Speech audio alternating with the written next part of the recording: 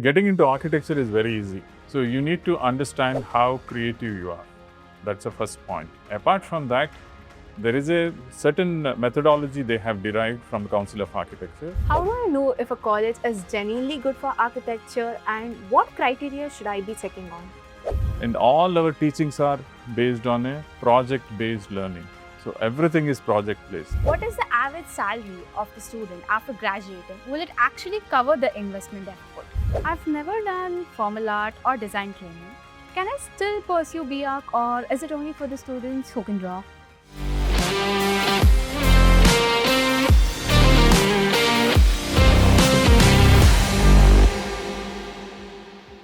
Choosing architecture is a big decision for parents and students alike. It often comes with a lot of questions like career opportunities, entrance exams, higher studies, workload and salaries, and also with whether it's truly a right fit. To answer these questions honestly and practically, we are joined today by Sudhir Acharya, Director of School of Architecture. Over the next few minutes, we will be discussing what a prospective architecture student must know before making an important choice. What subjects do I have to pursue in my class 12 to get into architecture, and what about the entrance exams? See, getting into architecture is very easy. Okay. So you need to understand how creative you are. That's the first point. Apart from that, there is a certain methodology they have derived from Council of Architecture, like you have to write an entrance exam called NATA, and you have to take a science stream, that is chemistry, mathematics, and your physics. That is important. And more than that, everybody is born creative. So I'll just give you kind of examples. See, in first year, the students, they have done the kind of a artwork here. Can you make out what it is? I guess it's some kind of design or architecture from their insights.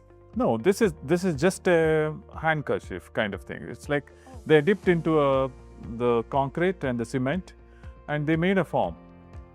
So they are actually a creative. They can come up with these kind of designs, multiple designs. So this is how they can generalize, saying that, okay, I'm also creative, I can also get into architecture. How do I know if a college is genuinely good for architecture and what criteria should I be checking on? See, first of all, you should know the faculties, about the faculties. Who is the faculties in that architecture college? So like, I will give you some kind of example. We have handpicked the faculties from IITs, from NIDs, and from reputed colleges and all. So most of the faculties are award-winning faculties, or they have achieved something in their life. So this is the criteria what we are choosing. So based on the faculty's knowledge, it will be transferred to the students. And usually in architecture, student will work for the faculties work for the project. Okay, first we should build these kind of relation, then only it will work in architecture. That is what you have to check in architecture college as a first. Second thing is how your pedagogy is relevant to the market. Of course, you are doing 5 years of architecture, and in 5 years anything might change. So how flexible your pedagogy is, or how flexible your syllabus is. Like what we have here, what we have designed the syllabus in REVA University is particularly, it should be adopted for the future. So that is what we have kept in mind, and we have selected more elective, more practical, and all our teachings are based on a project-based learning. So everything is project-based, nothing on a classroom. So they have to get into the real-time project.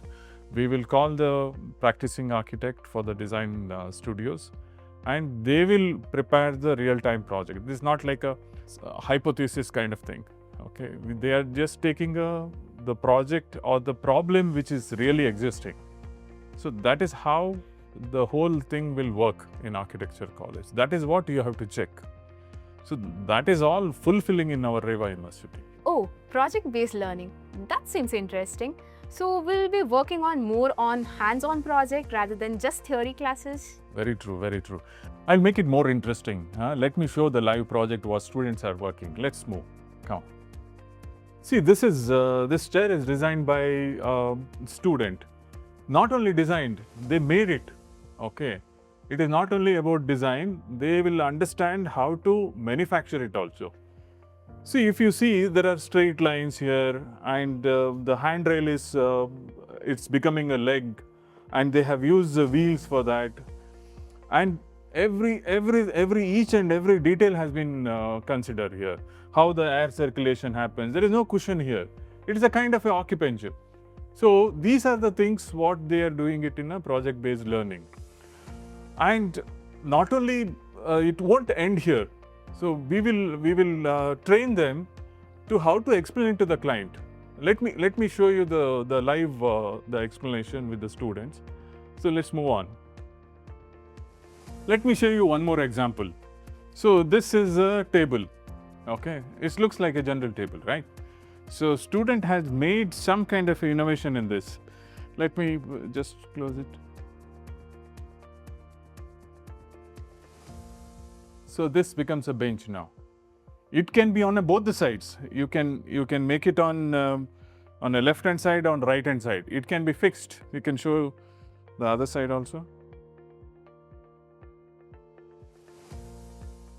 Yeah, we have not done the finishing because we want to show it to the students how it looks like and how the finishing can be started. So this is all raw wood, and we have told them how the joints are working. This is like actual project. So in this, they will understand about the material and how it has to be jointed, how it has to be joined, and what are the kind of hinges they have to use, how it has to be fixed, what is the size of the table. Everything they will learn from this. This is what I was talking about project-based learning. Let me show you some other juries and all, so how they will explain to the client.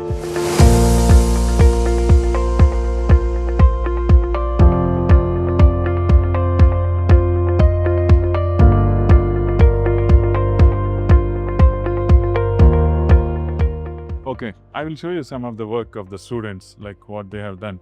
The concept is, for the World Cancer Day, we have told them to work on a glass. Students think 5 years is a very long time. What is your perspective regarding that? See, 5 years is nothing. Okay, this 5 years will go like this. Okay. See, the whole architecture, it's a professional course. The professional course requires certain kind of a grind. Like suppose to understand the fundamentals and to apply it to the real world problem, that takes time. So this is a professional course, and first 2 years we will be learning the fundamentals and experimenting on that, and from third year onwards you are going to make it a live project. It is not that you are still learning in a book and you are writing an exam. So you are involved in a live project. When you involve in a live project, you will feel interesting, and you won't feel that 5 years is too long. And at the end, you have an internship. You will go to the office and you will start working with them, understand how the whole office works. This is what is a professionalism, what we are teaching in architecture. That's a very balanced perspective, sir. There is a question in students and parents which they have in their mind. I've never done formal art or design training. Can I still pursue B.Arch, or is it only for the students who can draw? Of course, yes. Okay, I will explain you. Okay. So in a olden architecture style, in a contemporary style, so we used to go to an architect and what architecture likes, what architect likes. So based on that, we used to get a design. Now everything is changed. Everything is computerized, everything is data. And based on a data, we are simulating the data and we are getting a design. So if you don't know the art, or if you are not trained under art also, still you can do the architecture with the new technology called digital architecture. So I'll explain you certain works of the students, what they have done. Digital architecture is nothing about collecting a data and simulating with the platform and getting a number of design, number of iterations, what we call as iterations. So number of designs, options. So within 1 minute, you can get 100 options. So that is how the architecture has been developed now. So now it is not like you have to sit and draw, or you have to try the artwork. Of course, you need some kind of a art sense. We are not denying anything on that. But the technology is so developed, within no time, you can also think and you can feed it to the computer and you can give the data and you can get the design. That is how the world architecture is moving. So these are the works with the parametric design, digital architecture. So this is a hands-on work. They will understand the model, understand the whole site scenario, and they will make a model. So this might be not realistic, but to understand the whole complex of the temple, so they have made a model. Similarly, these kind of arts, reliefing arts, and these are some of the shades, the innovative way of using the materials. And see now here, this is just a chair, and they have added certain character to that chair. Okay, this is a regional context they have used here. So what kind of game they can play, and what is a game is famous in that region. So cultural aspect also it has reflected. This is indeed a very thoughtful design. Yeah. You can see some of the other works, like see how innovative they are. They use pins to reflect their innovation here.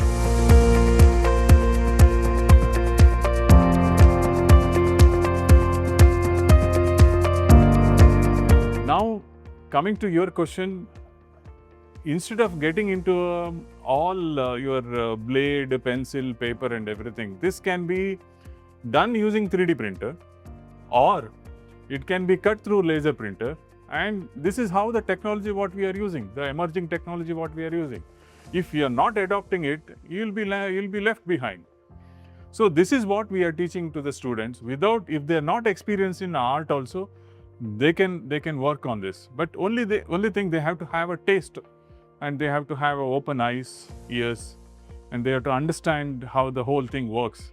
And technology will support you. You don't have to worry about to train under art or any other things. I'm sure all the aspiring architects will find this very encouraging. So there is an assumption that the workload of architect students is very intense. What is your opinion about that, sir? So without interest, if you are doing architecture, there is no use. The creativity won't come. So managing time with your interest, you won't feel like it is too hectic. That is how you have to take it. Whatever the work you do, if it is with the interest, you won't find you are spending so much of time. So that is a basic answer, like what I can suggest, means I can give you.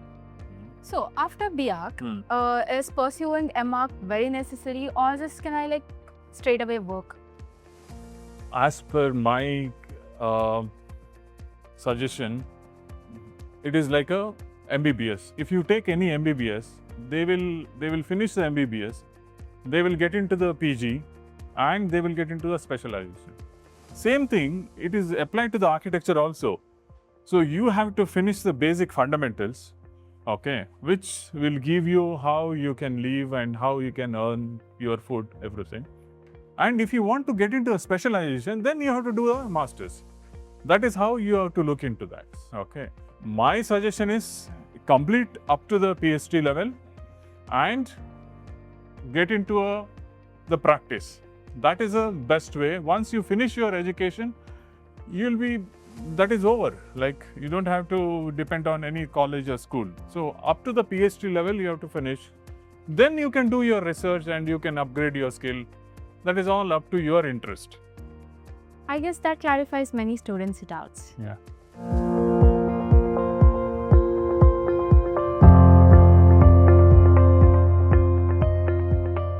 Of course, in undergraduate we can do this, but if you are specialized in these kind of works, the output will be better.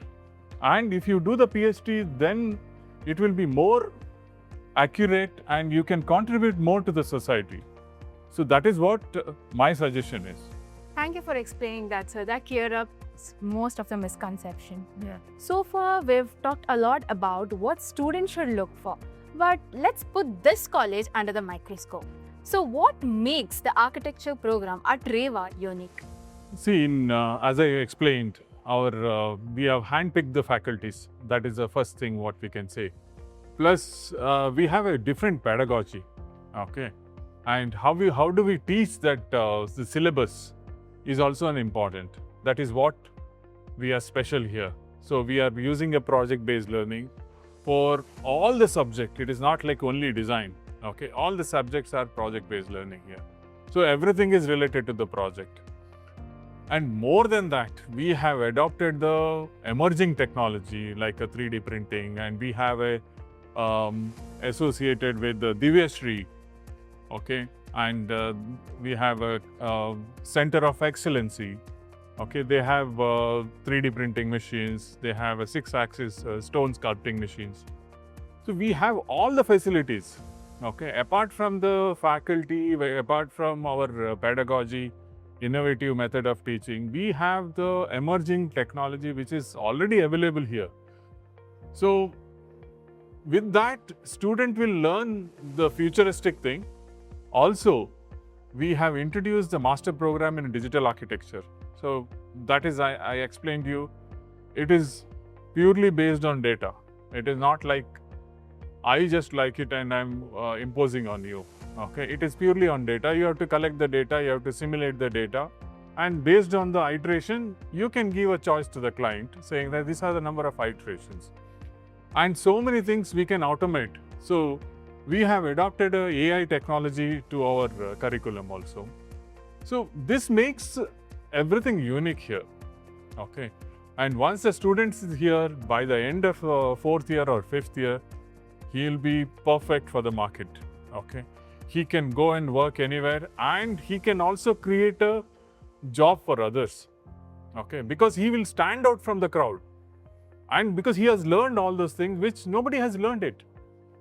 So he will stand out from the crowd, and he will make a job provider for the society. This is what contribution, what School of Architecture in REVA University, what we are doing it. That's a very reassuring message from REVA. Thank you. We'll move on to the other one. So what if a student is not from science background but is from commerce background and has not written NATA exam but is still aspiring to be an architect? What would be your advice? He cannot be an architect, but he can be a designer. So he can take up our interior designing degree course. That is 3 years degree. So within 3 years, he will finish the interior designing degree, and he can take up the master's program also. So he can take up M design. There are a lot of M designs are available as a specialization. So if he is not from the science background also, he can take up the design degree course. So that is an option what we have in REVA. So that is a good thing what he can think of. Thank you for your guidance, sir. Final question. If a student is watching this right now and is trying to figure out which architectural college he must join, what would be your advice to that? See, best thing is where the syllabus is upgraded, the pedagogy is upgraded. And as I said, teachers makes a lot of difference. Student should work for the teacher, teacher should work for the subject or the project. And here in, I prefer REVA is one of the best school of architecture, because we have opportunity to upgrade everything here. And we have infrastructure, we have a good faculty, we have good pedagogy, and also we have industry integrated the projects also. Like we have associated with Divyasri, and that was one of the best thing what we can expect, the student can expect here. So as soon as he completes the course, he can get into the internship program with the industry, and we will make sure they are industry ready. If they are not good also, we will make sure. That is our responsibility, as a teacher's responsibility. That responsibility we will take it from our side. That is how I prefer REVA better than anything. I hope this will bring some answers to the students. Thank you for sharing your expertise, sir. Thank you.